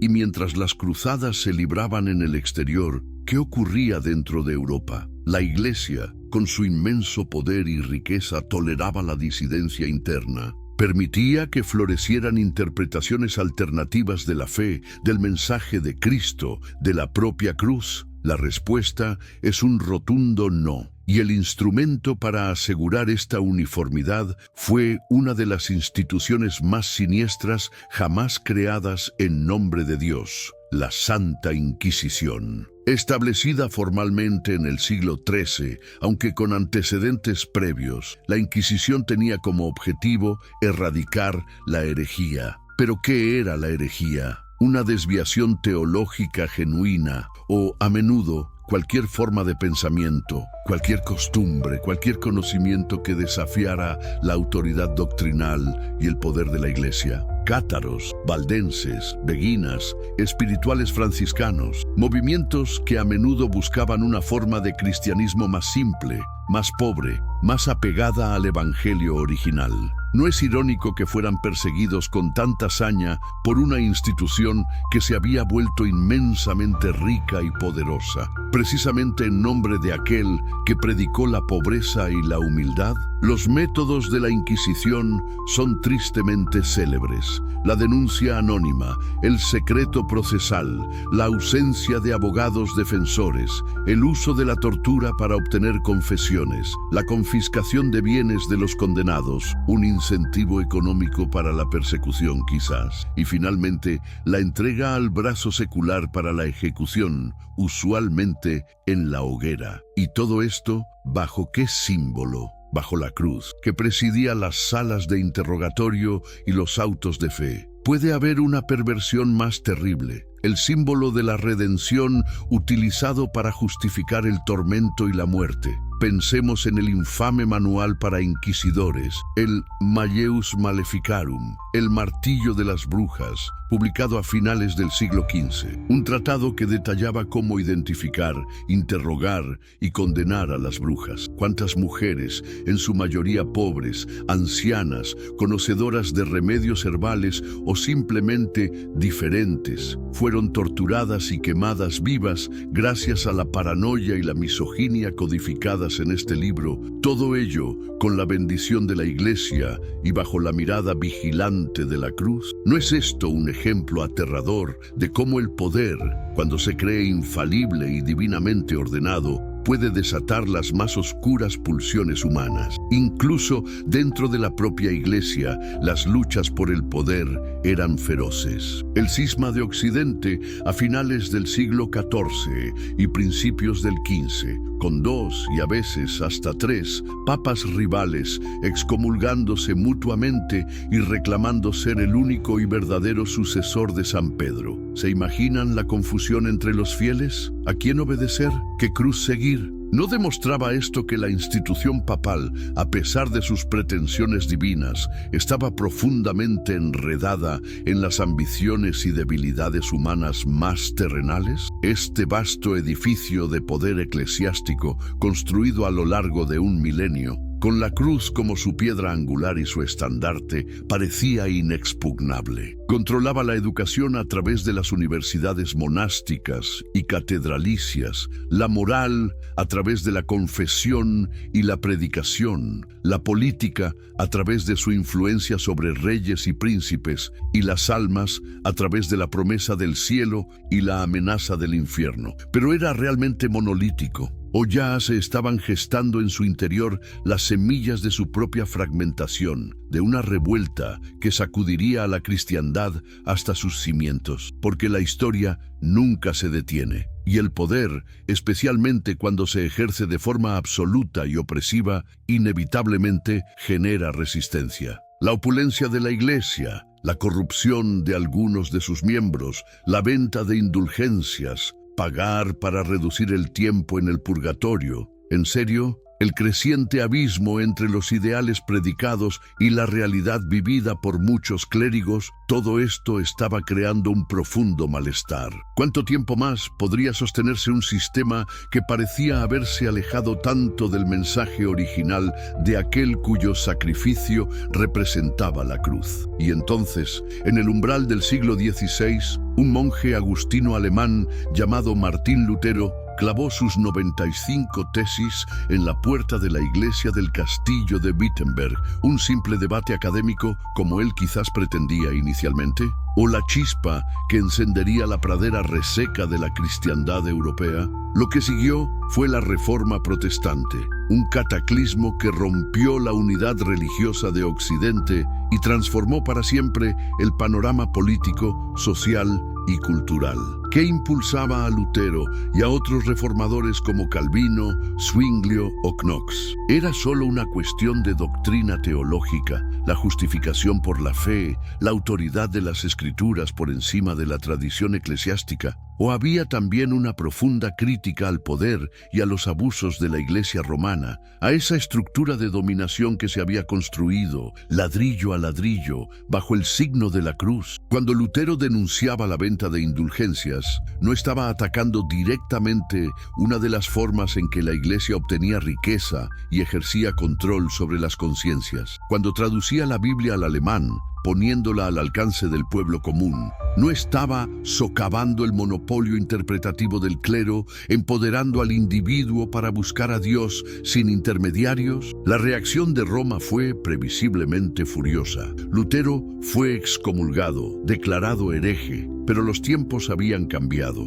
La invención de la imprenta permitió que sus ideas se difundieran con una rapidez sin precedentes. Príncipes alemanes, ansiosos por sacudirse la tutela papal y confiscar las ricas tierras de la Iglesia, lo apoyaron. ¿Interés religioso o cálculo político? Probablemente una mezcla de ambos, como suele ocurrir en los grandes quiebres históricos. Lo fascinante es cómo el propio símbolo de la cruz fue interpretado y utilizado por las nuevas denominaciones protestantes. Para muchos, seguía siendo el emblema central de la fe cristiana, pero despojado de lo que consideraban adherencias idolátricas y supersticiosas acumuladas por la Iglesia Católica. Se eliminaron muchas imágenes, se simplificaron los rituales, pero desapareció la cruz como herramienta de poder en manos de los nuevos líderes religiosos y seculares protestantes, o simplemente se transformó, adaptándose a nuevas estructuras de autoridad.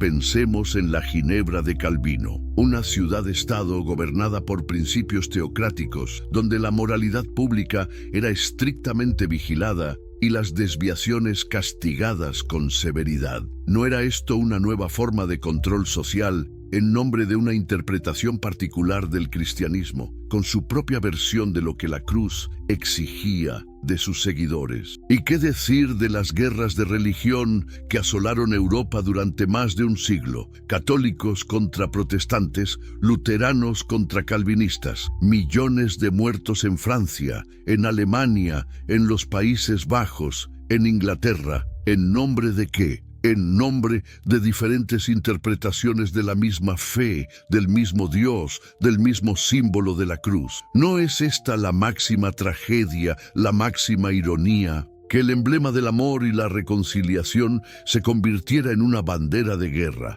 en una justificación para matarse unos a otros. La paz de Augsburgo en 1555, con su principio de cuius regio, eius religio, de quien es el reino, es su religión, ¿no consagró acaso la subordinación de la fe al poder político? El gobernante decidía la religión de sus súbditos. Si nacías en un territorio protestante, eras protestante. Si en uno católico, católico. ¿Dónde quedaba la libertad de conciencia por la que algunos reformadores habían luchado? ¿No se estaba simplemente reemplazando una forma de dominación religiosa por otra, ahora administrada a nivel local por príncipes y reyes que veían en la Iglesia, ya fuera católica o protestante, un instrumento para fortalecer su propio poder? Y esta fragmentación, esta lucha encarnizada por la verdadera interpretación de la cruz, ¿no abrió también, paradójicamente, el camino hacia una mayor secularización,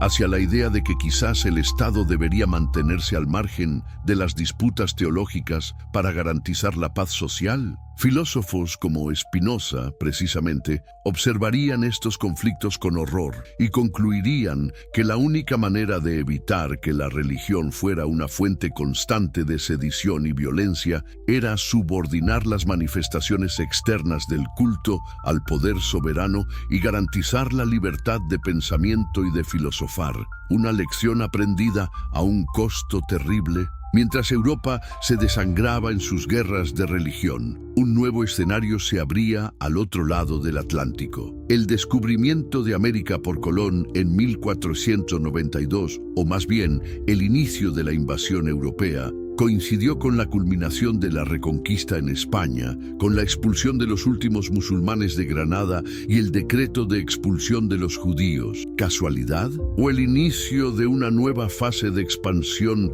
de una cristiandad militante, ahora lista para llevar la cruz y la espada que la acompañaba a nuevos continentes? ¿Cómo se justificó la conquista y subyugación de millones de seres humanos en las Américas a través de una compleja mezcla de argumentos económicos, políticos y fundamentalmente religiosos?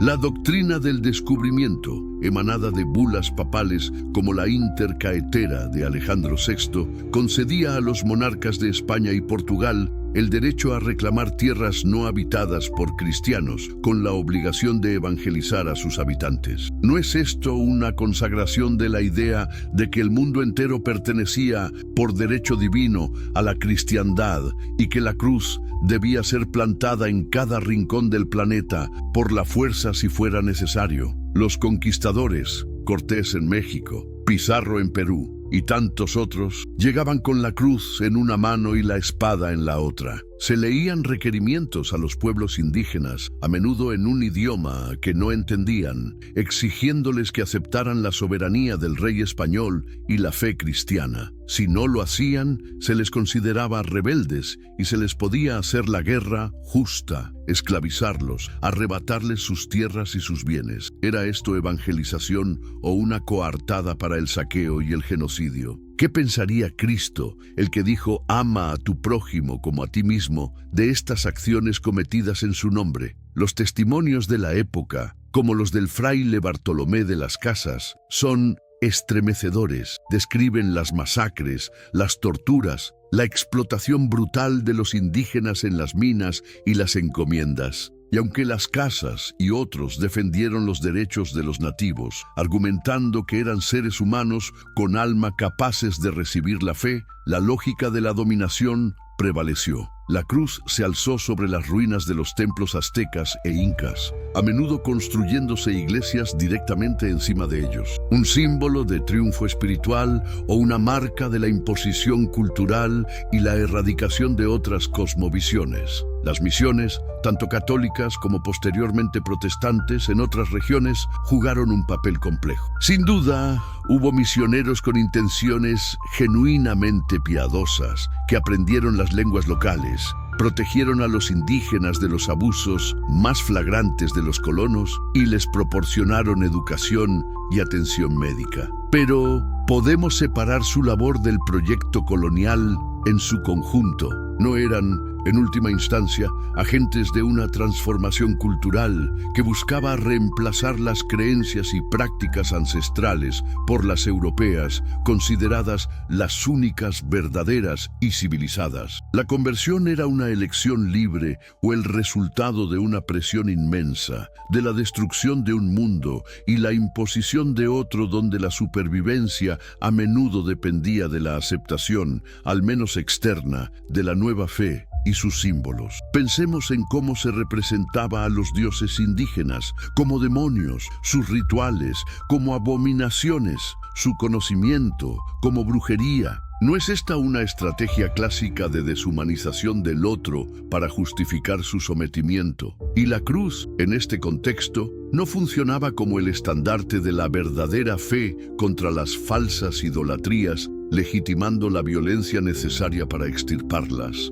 Este patrón se repitió con variaciones en África, en Asia, en Oceanía. Donde llegaba el poder colonial europeo, llegaba también la cruz, a menudo como precursora, a veces como compañera inseparable, siempre como parte de un paquete civilizatorio que presuponía la superioridad de Occidente y la necesidad de elevar o salvar a los demás pueblos, aunque ello implicara destruir sus culturas, robar sus tierras y explotar su trabajo. ¿No es esta la arrogancia del poder que se cree portador de una verdad universal y absoluta, una arrogancia que Spinoza habría identificado como una peligrosa ilusión, fuente de intolerancia y conflicto? Y no pensemos que esto se limitó a los primeros siglos de la colonización. Durante el apogeo del imperialismo en el siglo XIX, la carga del hombre blanco, la supuesta obligación de civilizar a los pueblos atrasados, a menudo iba de la mano con la empresa misionera. La cruz seguía siendo un poderoso símbolo de la identidad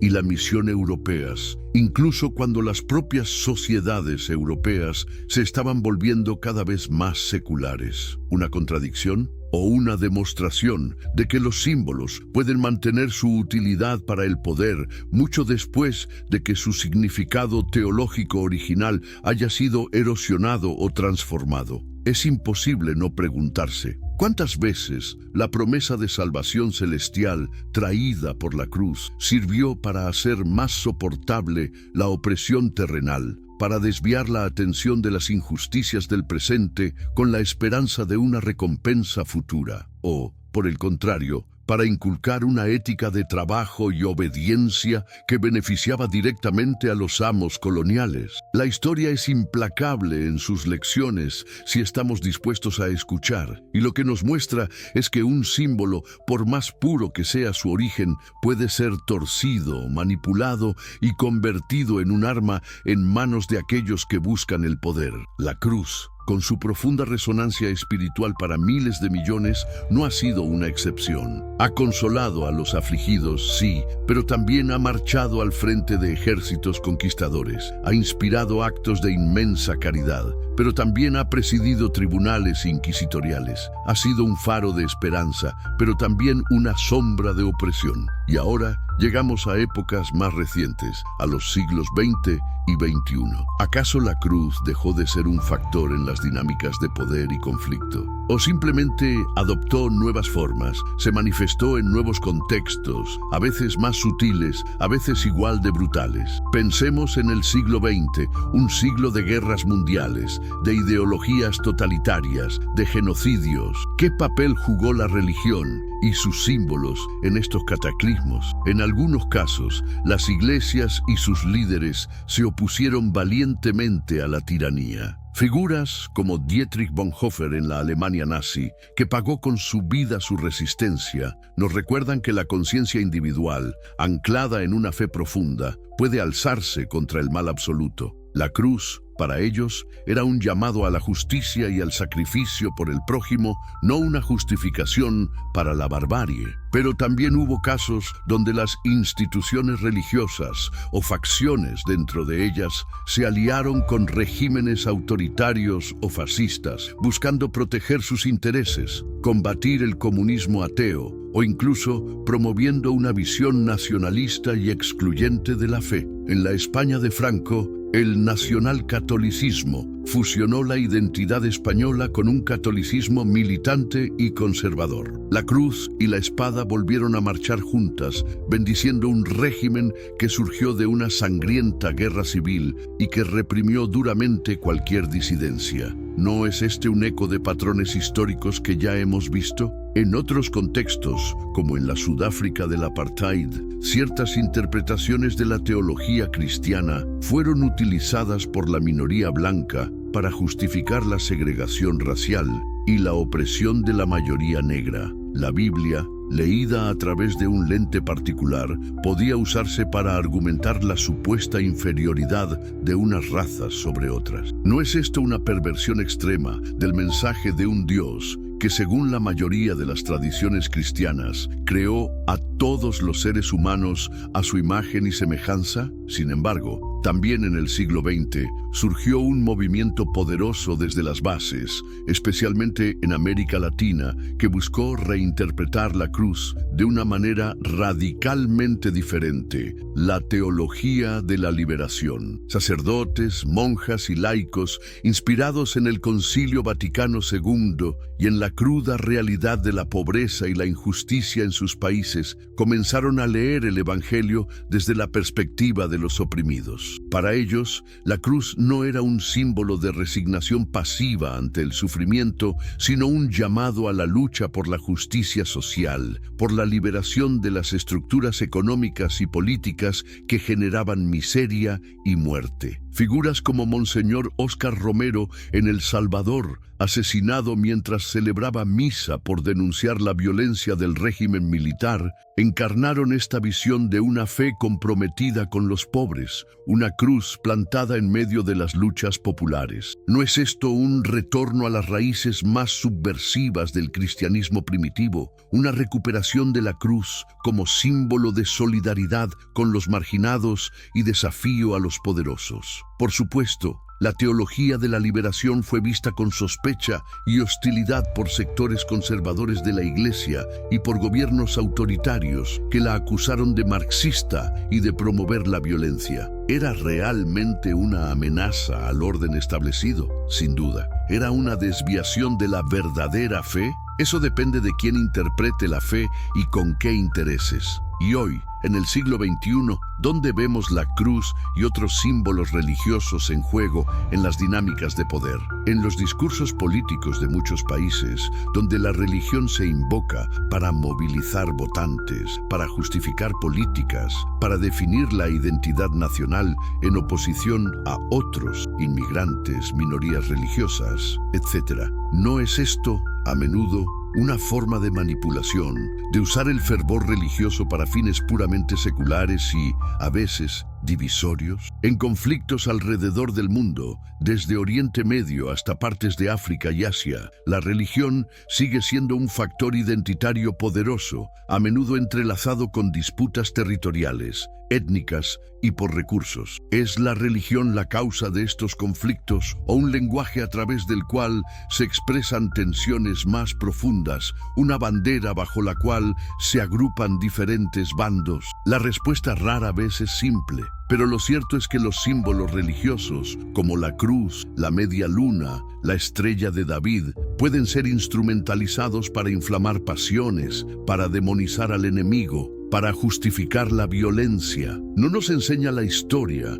que cuando la fe se casa con el nacionalismo extremo o con ambiciones políticas desmedidas, los resultados suelen ser catastróficos? Incluso en las sociedades supuestamente seculares de Occidente, no vemos resurgimientos de debates sobre el papel de la religión en la esfera pública, sobre el significado de los símbolos religiosos en espacios compartidos. ¿Qué significa la cruz cuando se exhibe en un edificio gubernamental, en una escuela pública? Es una expresión de herencia cultural, un símbolo de valores morales universales, o una afirmación de la primacía de una tradición religiosa sobre otras, una forma de exclusión para aquellos que no comparten esa fe. La filosofía de Spinoza, con su insistencia en la libertad de pensamiento, su crítica a la superstición y su análisis de cómo las pasiones pueden ser manipuladas por aquellos que buscan el poder, sigue siendo asombrosamente relevante. Él nos advertiría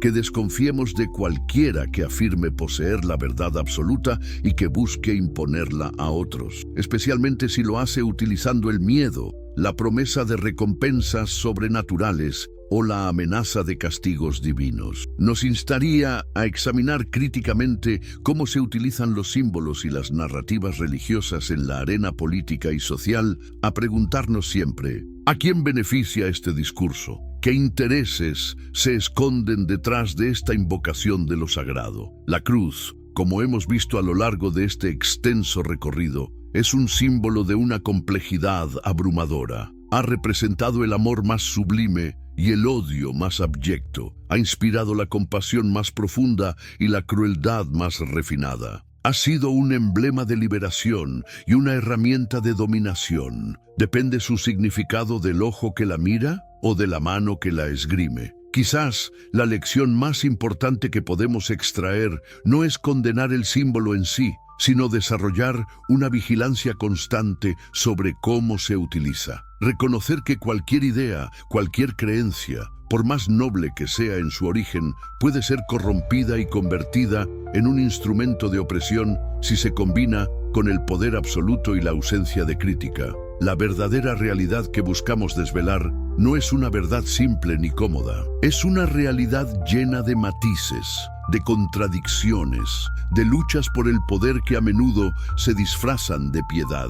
Y entender esta realidad es el primer paso para no ser meros peones en juegos de poder que nos superan, para cultivar un escepticismo saludable hacia las narrativas oficiales y las verdades reveladas que exigen obediencia ciega. Este viaje a través de la historia, siguiendo las huellas a menudo sangrientas de un símbolo, es una invitación a pensar por nosotros mismos, a cuestionar, a debatir.